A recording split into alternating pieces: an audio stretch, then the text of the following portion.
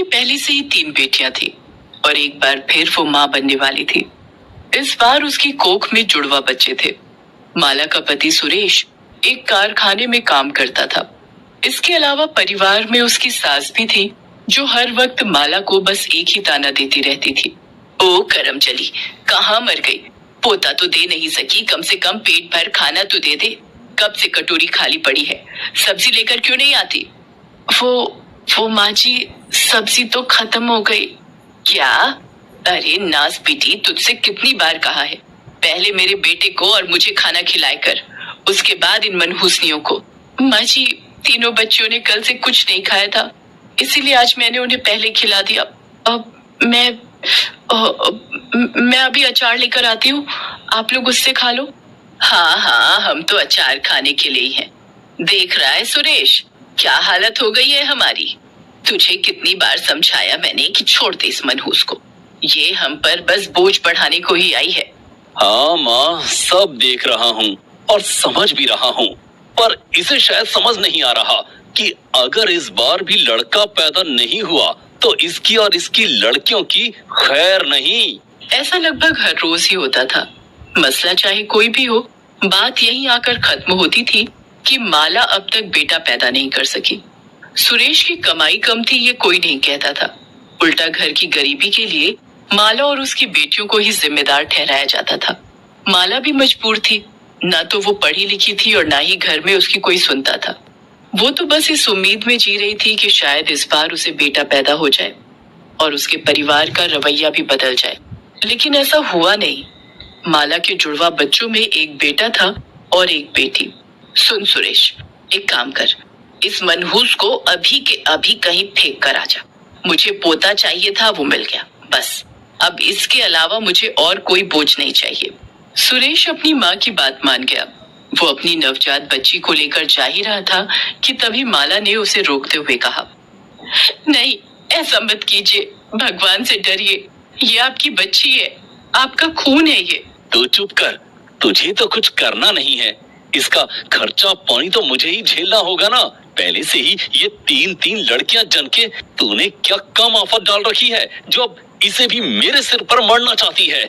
मैंने तुझसे पहले ही कहा था कि मुझे और कोई लड़की नहीं चाहिए। वो तो शुक्र मना कि इस बार बेटा हो गया, वरना तुझे तेरी इन लड़कियों के साथ घर से बाहर निकाल देता मैं। माला का सब्र अब जवाब दे चुका था। उसकी हालत बहुत खराब थी, लेकिन फिर भी वो बिस्तर से उठी और अपनी बच्ची को सुरेश के हाथों से छीनते हुए बोली, बस अब बहुत हो गया। मैं ही पागल थी जो तुमसे उम्मीद लगाए बैठी थी। तुम्हें बेटा चाहिए था ना, तो लो संभालो अपना बेटा। मैं अपनी चारों बच्चियों को संभाल लूंगी, वो भी तुम्हारे सहारे के बिना। माला ने अपनी चारों बच्चियों के साथ घर छोड़ दिया। उसकी सास और पति ने उसे एक बार भी रोकने की कोशिश तक नहीं की। माला ने इतना बड़ा कदम उठा तो लिया, लेकिन अब उसके सामने कई चुनौतियां थी। पिंकी, तू इन सब का ध्यान रखना, मैं काम ढूंढने जा रही हूँ, जल्दी आ जाऊंगी। लेकिन माँ, अगर छुटकी रोई तो मैं क्या करूंगी? हाँ, अगर ये रोए तो ये पानी पिला देना इसे, ठीक है? माला के पास कुछ नहीं था सिवाय हिम्मत के, और आखिरकार उसे कमाई का जरिया मिल ही गया। सुबह के वक्त वो कई घरों में साफ सफाई का काम करने लगी और फिर उसके बाद एक फैक्ट्री में मजदूरी भी करने लगी। इस संघर्ष में उसकी बेटियों ने भी उसका खूब साथ निभाया। दोनों बड़ी बेटियां पिंकी और रिंकी घर और अपनी छोटी बहनों को संभालती और माला सारा दिन मेहनत करके पैसे कमाती। इस तरह गुजारा तो चलने लगा, लेकिन माला के लिए इतना काफी नहीं था। उसे अपनी बेटियों के भविष्य के बारे में भी सोचना था। माला, आज थोड़ा रुक सकोगी क्या? वो मुझे थोड़ी सफाई करवानी थी अंदर वाले कमरे की। मेम साहब, मैं कर दूंगी, बस एक बार घर होकर आ जाओ। मेरी छोटी बच्ची भूखी होगी, उसे दूध पिलाकर अभी वापस आ जाऊंगी, फिर आप चाहे जितना काम करवा लेना। तुम इतना सब कैसे कर लेती हो माला? सच में 4 बेटियों की जिम्मेदारी, ऊपर से इतना काम, ऐसे तो तुम बीमार पड़ जाओगी। क्या करूं मेम साहब, मेहनत के सिवाय और कोई चारा भी नहीं है मेरे पास। इनके बाप ने तो इन्हें छोड़ दिया, अगर मैं भी हिम्मत हार गई तो क्या होगा मेरी बच्चियों का? और मेम साहब, सच कहूं तो इतना काम करके भी मैं कुछ खास नहीं कर पा रही हूँ। जितना कमाती हूँ सब पेट भरने में ही खर्च हो जाता है। डर लगता है ये सोचकर कि जो मेरे साथ हुआ, इस हाल में तो मेरी बच्चियों को भी वही सब झेलना पड़ेगा। मालती उस घर की मालकिन थी जहां माला काम करने जाती थी। माला की हालत पर उसे बहुत तरस आ रहा था, तो उसने माला की मदद करने का फैसला कर लिया। बस माला, तुम परेशान मत हो। तुम अपनी बच्चियों को पढ़ाना चाहती हो ना? मुझे लगता है कि शायद मैं इसमें तुम्हारी मदद कर सकती हूँ। मेरी एक फ्रेंड है जिसके पति एक एनजीओ चलाते हैं। मुझे उम्मीद है कि वहां से तुम्हें कुछ मदद जरूर मिल सकती है। वैसे एक बात और है जो मैं तुमसे कहना चाह रही थी। हाँ मेम साहब, बताइए ना। माला, मेरी एक और दोस्त है जो बहुत परेशान है। असल में शादी के 5 सालों बाद भी वो अब तक मां नहीं बन सकी है। जमीन जायदाद सब है, लेकिन एक औलाद को तरस रही है वो। तो अगर तुम अपनी सबसे छोटी बेटी उसे दे दो तो? ये क्या कह रही है मेम साहब? भले ही मैं गरीब हूँ, लेकिन अपनी बच्ची किसी और को दे दूं, इतनी भी मजबूर नहीं हूँ। अपने बेटे को पहले ही खुद से दूर कर चुकी हूँ। मैं ही जानती हूँ कि उसके बारे में सोच सोच कर क्या हाल होता है मेरा। लेकिन अब अपनी बेटी को? ना मेम साहब ना, ये मुझसे ना हो पाएगा। माला रोती हुई वहां से अपने घर आ गई। घर आते ही उसने देखा कि उसकी सबसे छोटी बेटी बेहोश पड़ी है और उसके आसपास तीनों बेटियां रो रही हैं। क्या हुआ? तुम सब रो क्यों रही हो? माँ, देखो ना, ये छुटकी उठ ही नहीं रही है। पता नहीं क्या हो गया इसे। पिंकी की बात सुनकर माला के होश उड़ गए। उसने फौरन अपनी बच्ची को हिलाकर देखा तो पाया कि वो बेहोश थी। माला फौरन उसे लेकर मालती के पास पहुंची। मालती ने भी देर नहीं की और फौरन उसे अस्पताल लेकर गई। बच्ची अब ठीक है, लेकिन बहुत कमजोर है और इसीलिए वो बेहोश हो गई थी। आप उसे कल अपने साथ ले जा सकते हैं, लेकिन उसकी खुराक पर बहुत ज्यादा ध्यान देना होगा। उसे हर 2 घंटों में दूध चाहिए और वो भी अच्छी क्वालिटी का, जिसमें पूरा न्यूट्रिशन हो। और हाँ, बच्ची को हमारे पास लाते रहिएगा। उसका रेगुलर चेकअप भी बहुत जरूरी है। डॉक्टर अपनी बात कहकर चले गए, लेकिन माला सोच में पड़ गई।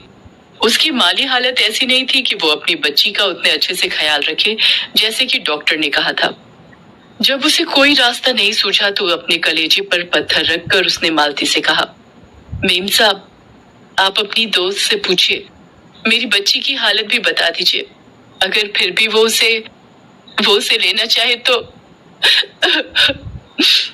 माला अपनी बात पूरी करने से पहले ही फपक कर रोने लगी। मालती ने उसे संभालते हुए उससे कहा, तुम कुछ गलत नहीं कर रही हो माला। बच्चों को सिर्फ पैदा करना ही काफी नहीं होता, उनकी सेहत और बेहतर भविष्य के बारे में भी सोचना पड़ता है। अपनी ममता का गला घोटकर आज जो तुम फैसला ले रही हो, मैं तुम्हें विश्वास दिलाती हूँ कि उस पर तुम्हें कभी अफसोस नहीं होगा। मालती की मदद से माला की दूध पीती बच्ची को न सिर्फ एक भरा पूरा परिवार मिला, बल्कि एक माँ की सोनी गोद भी भर गई। मालती की दोस्त ने बच्ची के बदले माला को काफी सारे पैसों की पेशकश की, लेकिन माला ने उन पैसों को लेने से साफ इनकार कर दिया। नहीं मेम साहब, मैं अपनी बच्ची आपको बेच नहीं रही हूँ, बल्कि सौंप रही हूँ। अगर आप मुझे कुछ दे सकती हैं तो बस इतनी इजाजत दे दीजिए कि साल में बस एक बार मैं अपनी बच्ची को आकर देख सकूं, बस तब तक जब तक ये बड़ी ना हो जाए। उस महिला ने माला की बात मान ली और इस तरह माला ने अपनी एक बच्ची का जीवन तो संवार दिया, लेकिन अब सवाल बाकी बच्चियों का भी था। ठीक है, हम इन तीनों बच्चियों की पढ़ाई की जिम्मेदारी लेंगे और अगर आप चाहें तो आप भी हमारे एनजीओ के लिए काम कर सकती हैं। आपके हिसाब से कई काम है हमारे पास, जिन्हें करके आप अच्छे पैसे भी कमा सकती हैं और समाज की भलाई भी कर सकती हैं। माला की बच्चियों का भविष्य अब अधर में नहीं था और ये सोचकर माला बहुत खुश थी। लेकिन अब भी कुछ तो था जिसकी चिंता माला को खाई जा रही थी, और वो था उसका बेटा, जिसे वो अपने पति और सास के पास छोड़ आई थी। अपने ससुराल के पड़ोसियों से उसे पता चला कि सुरेश ने उसके जाने के बाद दूसरी शादी कर ली, लेकिन उस नई माँ ने कभी भी उसके बेटे को एक माँ का प्यार नहीं दिया। उस बच्चे की देखरेख माला की सास राधा ही कर रही थी। माला, इतना कहकर राधा ने बच्चे को माला की गोद में दे दिया, जिसे गले लगाकर माला रोने लगी। मुझे माफ कर दे माला, तेरे जाने के बाद मुझे एहसास हुआ कि मैं कितनी गलत थी। सुरेश की दूसरी शादी करवा दी मैंने, पर उसके बाद से वो बिल्कुल बदल गया। बस अपनी बीवी के पल्लू से ही बंधा रहता है। ना उसे मेरी परवाह है और ना ही अपने बच्चे की। राधा, इसे ले जा अपने साथ, वरना अगर मेरे साथ रहा तो कहीं ये भी अपने बाप की तरह ही ना बन जाए। राधा की आंखों में पछतावा था और अपने पोते के लिए फिक्र भी। दूसरी तरफ माला के चेहरे पर सुकून था। इतने समय के बाद उसका बच्चा उसकी गोद में था और वो जानती थी कि अब सब अच्छा